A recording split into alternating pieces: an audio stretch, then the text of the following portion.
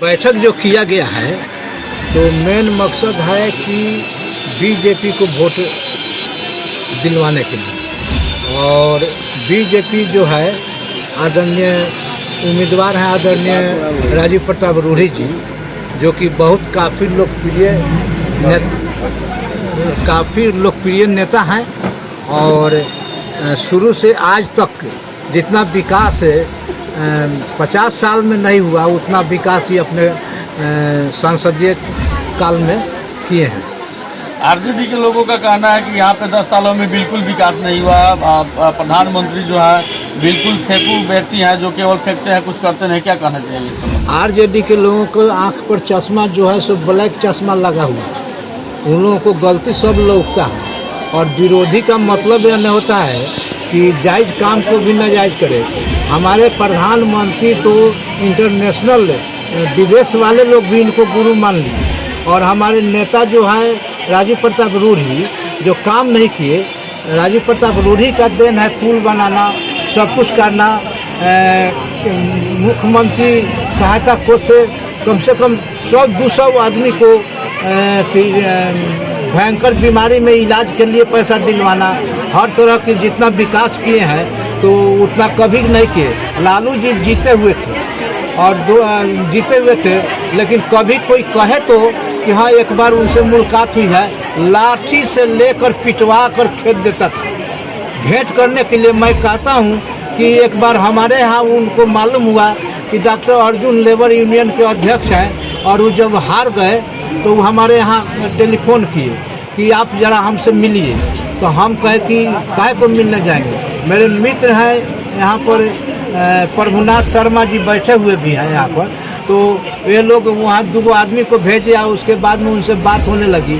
तो उन्होंने कहा कि देखिए कि आप हमको मदद कीजिए कि यहाँ नीतीश कुमार जो है सो बहुत से महिलाओं को आंगनबाड़ी में कर दिया, आशा में कर दिया, जीविका बना दिया सबको, और वो समूचा जाकर मेरा वोटवे छाप लिया और छाप कर आज राज कर रहा है। इसलिए आप भी यादव हैं, हम भी यादव हैं, आप साथी भी हैं, आप हमको मदद कीजिए। और यदि कोई दिक्कत हो तो कलेक्टर साहब को कहीं हम कह देते हैं। तो हमने कहा कि कलेक्टर साहब हमको जानते हैं, अच्छी तरह से जानते हैं, और हमने उनसे कहा, जेपी सेनानी भी हैं, वो भी जेपी सेनानी थे, तो हमने उनसे कहा कि आप तो कहते थे हमेशा ओपन मीटिंग में कहते थे कि हम अब फिर जीतेंगे तो इसके बाद में हम क्या करेंगे कि सभी जेपी सेनानियों को पेंशन दिलवाएंगे, अति करेंगे। तो आदरणीय नीतीश जी आप कहते थे, आदरणीय नीतीश जी ने कर दिया, तो इसमें क्या गलती किया? तो ये सबको पेंशन तो दिलवा दिया, ये महिला सबको नौकरी करा दिया, सब अब जीने खाने लगी, और समूचा जाके बूथवे सब छाप लिया और हमको हरा दिया।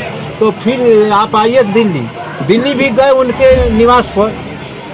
तो दिल्ली जाने के बाद में क्या हुआ कि वो काहे को भेंट करने जाए, गेट पर नहीं जाने दिया, और जितने लोग भेंट करने जाते थे तो लाठी से स्वागत करवाते थे। हम आँख से देखे हुए हैं। हम रामविलास जी के निवास से आ रहे थे, और 200, 300, 400 आदमी वहाँ पर उनके निवास पर था। वहाँ बाहर गेट से बाहर निकले, कहते हैं कि साला सब तुम लोगों को हम हजाम भेजे थे कि तुम लोग यहाँ पर नौकरी के लिए, उस समय रेल मंत्री थे, नौकरी के लिए तुम लोग आया है। तो इधर से 150-200 एक में गाली देता था, रे माधर से तुमको हम लोग हजाम भेजे थे कि तुम गोपालगंज से आकर यहाँ पर चुनाव लड़ा, तुमको जिताकर हम लोगों ने सब कुछ किया। तो 200 आदमी उसके बाद लाठी चार्ज करवा दिए, सबको खेत कर मार कर नाला में गिर गया, काका किया। तो इसलिए उन्हीं का बेटी रोहिणी आचार्य है, तो का उससे अलग नहीं है। इसलिए उनको, वह तो यहाँ की बेटी है ही नहीं, बेटी तो ऐश्वर्या राय है, जो कि पूरे परसा की बेटी है, पूरे छपरा की बेटी है, और उसको न्याय मिलना चाहिए था, लेकिन न्याय नहीं मिला। एक कहावत कहता है लोग कि कोई लड़का एक रोड पर पेशाब करता था, तो कोई नीमन आदमी क्या किया कि उसको पकड़ कर और ले जाकर क्या किया कि कहा कि उसके गार्जियन कर जाते हैं, बाप माता से कहते हैं, तो देखा कि गार्जियन उसका छप्पर पर से पेशाब कर रहा था।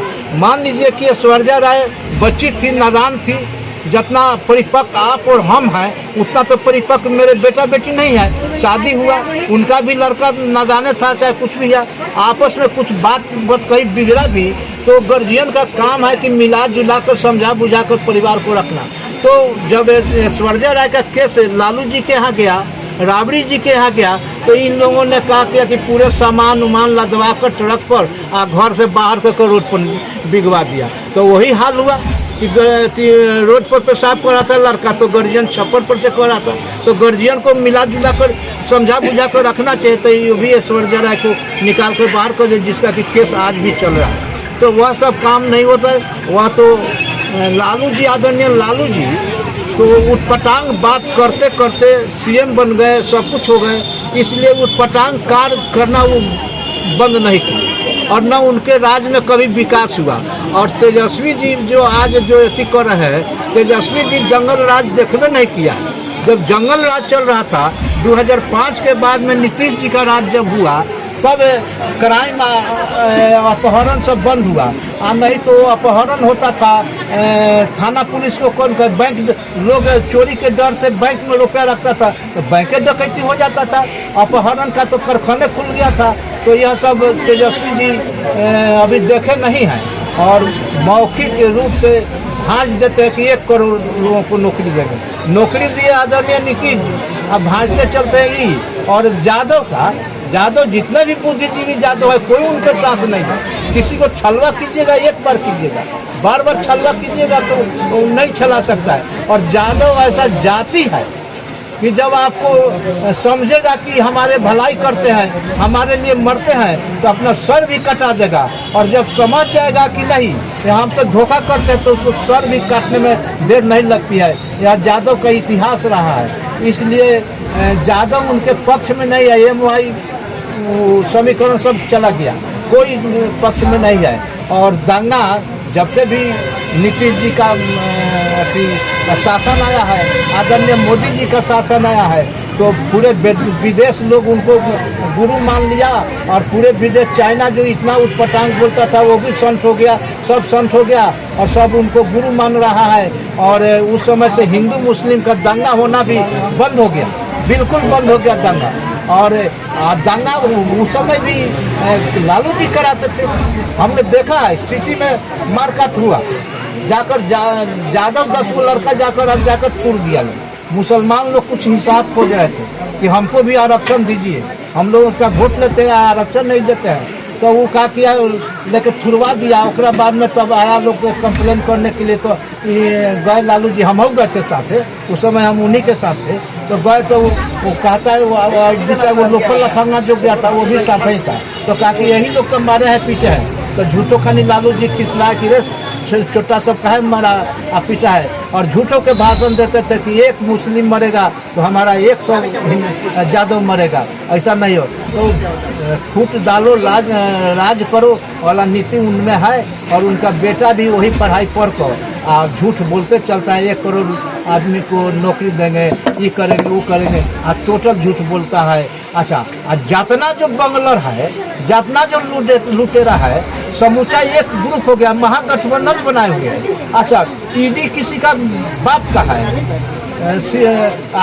ईडी केस करता है, उसके बाद में पकड़ कर भेजता है। आज उनके परिवार पर कौन ऐसा आदमी उनका परिवार है जिस पर केस नहीं है? सब लोग बंगलौर किए हुए हैं।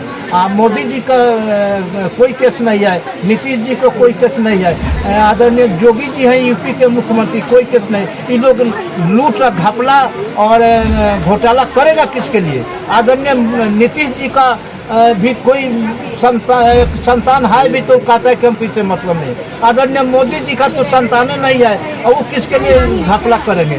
आदरणीय योगी जी का तो कोई नहीं है। डॉक्टर एक और क्वेश्चन है कि यहाँ पे यादव बहुमूल्य क्षेत्र परसा को माना जाता है, तो क्या लग रहा है कि यहाँ पे यादव बीजेपी के साथ देंगे?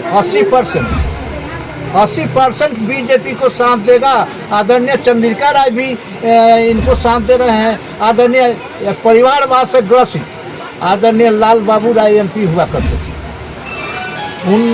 उन्होंने हमारे यहाँ टेलीफोन किया और वह भी गोलमंद हो गए कि ठीक है, आपका बेटी मीसा भारती तो मान लीजिए कि राज्यसभा से गए की है, सब कुछ है, यहाँ पर किसी दूसरे कार्यकर्ता को आप टिकट देंगे तो अच्छा रहता, तो वह नहीं हुआ। जो भी होगा सब उनका परिवार का लोग होगा।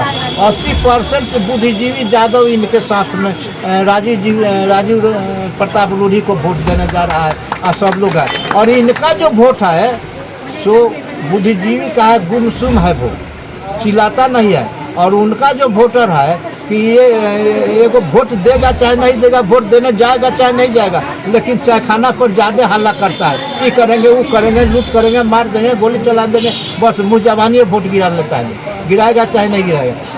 राजीव प्रताप रूढ़ी का जीत कोई नहीं रोकने जा रहा है। ऐसा दावा किया जा रहा है कि बिहार में जो है एनडीए की जो है लहर जो चल रही है, तीसरी बार हैट्रिक लगाने के लिए सारण से सांसद राजीव प्रताप रूढ़ी तैयार हैं और उनको हैट्रिक रोकने के लिए यानी उनके विजय रथ को रोकने के लिए रोहिणी आचार्य को यहाँ उतारा गया है। तो क्या कहना चाहिएगा कि ये रथ जो है विजय रथ रुक पाएगी या रोहिणी आचार्य जीत पाएगी? राजीव प्रताप रूढ़ी को कोई लड़ाई नहीं है। रोहिणी आचार्य जो है एक देसी पहलवान है, एक विदेशी पहलवान है। रोहिणी आचार्य का परिचय यही है, विशेषता यही है कि आदरणीय लालू जी की सुपुत्री है। और राजीव प्रताप का परिचय है कि वे अमनौर के वासी हैं, हम लोगों के बुजुर्गों के बेटा हैं, हम लोगों के भाई हैं, अब नौजवानों के चाचा हैं और हमेशा घर पर रहते हैं और लोगों को विशेष काम हर सेवा भी करते हैं, इसलिए उनसे कोई लड़ाई नहीं है। और वह तो सिंगापुरी विदेशी है, विदेशी को कौन वोट देगा, कौन पहचानता है? आज आकर परसों क्षेत्र का बेटी बन रही है, इसके पहले कहाँ थी? कहीं नहीं थी। ऐसे दावा किया जा रहा है कि 1.5 से 2 लाख की विजय तय करेगी आरजेडी या रोहिणी यादव, क्या करिएगा? 2-1.5 लाख से जीतेगी, जीतने का जो दावा किया इसे सवाल नहीं है, बिल्कुल। तो फोकस मारता है वो तो काउंटिंग जब होता है ना, तो जो जिसका जमानत भी जब्त होता रहता है तो भी उस समय भी पूछिए तो क्या कि मैं जीत रहा हूँ, वही बात है। जीतने का तो सवाल ही नहीं है। 75% वोट राजीव प्रताप रूढ़ी का है पूरे क्षेत्र में और राजीव प्रताप रूढ़ी जीतेंगे, कमल छाप जीतेगा। और मोदी जी का कृपा है, राजीव प्रताप रूढ़ी का अपना भी कर्तव्य है, कार्य क्षेत्र है, बल है और लोगों का सेवा किए हुए है। कोई का एक बात मैं कह देता हूँ, 1986 में राजीव प्रताप रूढ़ी ने एडमिशन लिया राजनीति में और उस समय मैं था आदरणीय चंद्रशेखर जी और ये सब लोग शंकर दयाल सिंह महाविद्यालय जलालपुर में कार्यक्रम हो रहा था, प्रशिक्षण शिविर लगा हुआ। तो आदरणीय रूढ़ी जी ने स्टूडेंट थे उस समय और वो आए और वो बैठे हुए थे और उन्होंने फर्स्ट सवाल दागा। उस समय की मानसिकता मैं बतला रहा हूँ कि जातीयता कैसे खत्म। चंद्रदेव वर्मा मतलब कि उस समय प्रशिक्षण दे रहे थे तो वो उन्होंने सवाल किया कि जातीयता खत्म कैसे होगा। तो वो कहे कि ठीक है बाबू कि सवाल तो तुम्हारा बहुत अच्छा है, तो मेरा टाइम पूरा हो गया है, हुकुमदेव नारायण यादव इस पर बात करेंगे। तो हुकुमदेव नारायण यादव जब क्लास करने लगे तो पूछे कि क्या सवाल किया है, कौन किया है? तो बोले रूढ़ी जी खार हुए और कहे कि जातीयता खत्म कैसे हुआ।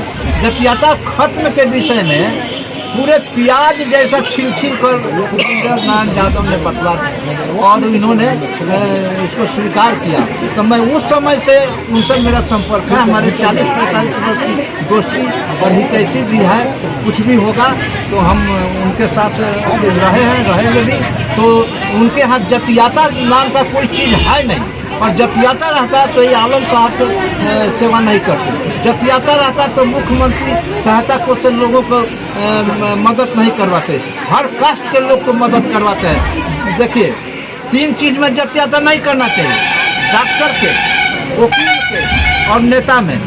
मान लीजिए कि आपका बेटा ही भतीजा ही डॉक्टर है, बेटा ही डॉक्टर है और आपका भाई बीमार है और उसके इलाज से वो ठीक नहीं होता है तो निश्चित एक चमार डॉक्टर होगा, उससे इलाज कराइएगा यदि उससे ठीक होता है। तो उसने जातीयता उस समय नहीं होगा, भाईवाद परिवारवाद नहीं चलेगा। वकील के आपका भतीजा है चाहे भाई है वकील है, उसके बहस करने से आप मुकदमा हार रहे हैं तो उससे मुकदमा पर बहस नहीं कराइएगा, आप कराइएगा कोई अदर कास्ट का वकील है उसके बहस से आप मुकदमा जीत रहे हैं तो उसे कराइएगा। ठीक उसी तरह से राजनीति में भी नेता जो भी हो और विकास काम करता है जातीयता को ताक पर रखकर काम करता है, उसको मदद करना चाहिए। निश्चित तौर पर जातीयता के पक्ष में कभी नहीं क्या आपका परिचय? मेरा नाम हुआ डॉक्टर अर्जुन सिंह यादव। मैं जनता दल यूनाइटेड का किसान प्रकोष्ठ के जनरल सेक्रेटरी हूँ।